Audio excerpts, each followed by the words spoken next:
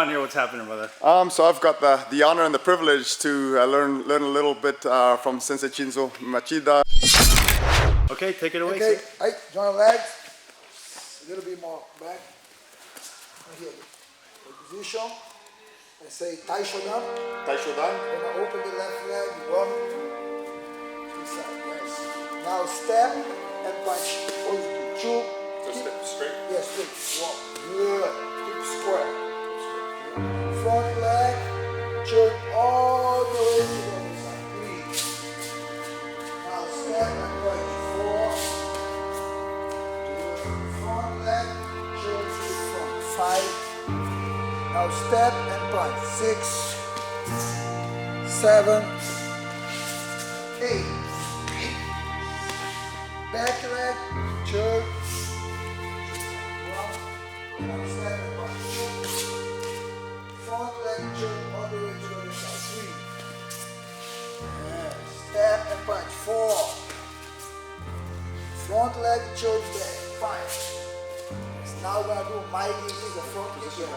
My knee, look at me. You kick, do the snap, step to the front, and reverse punch. 1. So can you do that one more time? You kick in 1. Good punch. Yes. Stay there. Kick and punch. 3 and 4. Good. Kick and punch. 5 and 6. Good. Now back leg. Turn. 1. Step and punch. 2. Front leg turn all the way to the other side. 3. And step and punch. Left punch. Ki here, Ki is in a short sleeve. I pull the front leg back. Enjoy your legs. Oh, you did great.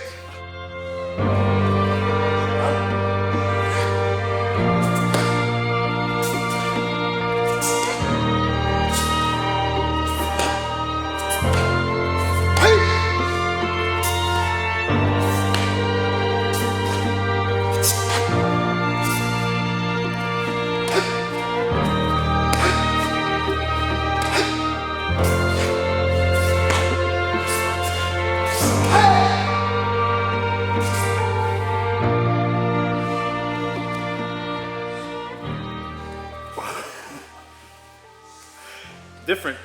Awesome. It's totally different than when you did it. Well, thank you. I'm well aware of that, but thank you for putting it. What goes through your mind when you do this? How do I get the most value from doing these set moves? Yeah, try to do each movement, my best movement. So I try to relax my upper body. I try to engage my core and try to do each time faster, each technique faster. Jared, what did you learn from just that very quick tutorial? Well, I learned some things that I don't know. I guess would be the first thing, and a couple of them would be how to generate power from the body positions, because it's not something I'm accustomed to, and so I learned that something I don't know. Some of the philosophies I've learned before about having more contact with the ground and not lifting, so that you've got more transfer of energy into the but actually learning how to do that is something that I've learned that I don't know, but it's the variety of knowledge and skill is something that's valuable. So that's something that I learned that I don't know. Some interesting footwork, some of the movement, some of the pivoting movements, and being able to do it with speed and balance. Yeah. It was neat. So there's a few things. Even the timing from kick to punch, is something that it can throw some more combination, kick and punch. Right, and almost the timing of it is a little faster than what I'm accustomed to. So I'm going to say I've learned things that I don't know rather than things I actually learned in that short period of time. So interesting things. Yeah, that's cool. neat. Yep. He's doing great. He's doing great. And for those who may be a critic of Kata, Kata's no good, it's useless. What do you say to those people? No, I think Kata is good. No, but you have to, like the way I told you, the thing I told you, Kata has to be a tool to improve your application, not like a man as an end. No, you have to use the Kata to improve, to be more applicable for the real fight. That is my philosophy. That's the karate, Machida karate philosophy. And Jared, a correlation in Filipino martial arts might be a carenza or something where Absolutely, you're just but even Carenza is more free flow, so even more like it would be like an abcedario, or like even within Pekiti Tirsia 64 attacks type of a movement where it's almost a kata, but you're not going to learn how to fight by just the movement. You have to learn the movement and then you learn how to apply the movements. But in order to work on form and whatnot, it's essential, and I think it builds some discipline too, because for some people to stay focused to learn the intricacies of those movements, it's going to take some time and some dedication, and so it's going to take a little bit of discipline to learn it before you learn the application of it too. So.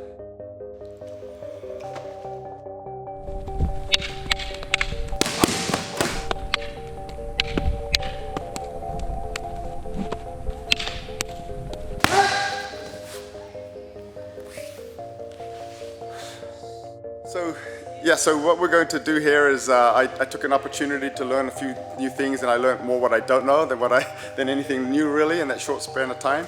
But we're going to do do a couple of fundamental movements of Cali. These movements I'm not going to say are unique to Cali, because you see our Arnis and Eskrima systems will do very similar movements. And this is what it's almost like a kata. This particular one has no movement, more angling, body angling. This is what we call a 5-attack subsystem. Okay, so we'll kind of do the same thing. We'll face this direction, and then what we're going to do is we're going to start with the stick on the shoulder. Okay, so and this is like the position that we did for the kata. This is how we're actually going to start in this position here. So the left hand is going to be like a C right in the center of the chest, and that's on the shoulder. And then what we do here is we're actually going to start with my left shoulder forward in this position, just like that, perfect. Now the first two movements are going to be a downward X, so the movement is like this. 1 as I move to that side, and I bring up to the left shoulder, and then 2 as I bring up to the right shoulder. And then as soon as it hits the shoulder, my left hand goes out and back, just like that. Okay, so one more time. 1, 2, out and back. And now the next movement, I drop the stick down, pull the elbow in, and then I go up 3 and 4 and then up. And then the stick from here is going to cycle around, and then I'm going to thrust forward. So I'm going to move back a little bit so there's a little bit of space here. But the movement's going to go like this. 1, 2, and tap forward. 3 and 4. And then from here, I bring the stick around, thrust forward, come up around the head like a defensive motion, and then I start again. 1, 2, tap. 3, 4, tap. And then 5, up around the head, and then go back to 1 again. 1, 2. So it's just repeating the same movement over and over. 3, 4, tap. 5, up around the head, and down again, back to 1, 2, tap. Each movement, you see, I'm not hitting forward, but it's like a blade, I'm cutting. So I'm cutting down. So traditionally these movements are representing a blade. So it's not hitting out, but I'm actually cutting, hit, cut, up, and then up again, and then 5, I'm going through here, around the head again, and I stay in this position straight to 1. That's it. And then back to 2 again. 2, tap. 3. 3 is a cut. 3 is a cut here, so I'm putting up here. 3 and 4. And then 5, I thrust forward, bring it around the head, and go back to 1. That's it. That's it. So that's what we call 5 movements, 5-attack subsystem. 1, 2, 3, 4, up and down the X, and then center line thrust, and then just again. So that's a base. It's a very fundamental base movement. Obviously, it's not application, right? It's not how you fight doing those in a movement, but you got to learn the movements to apply the application. So yeah, it's like Kata.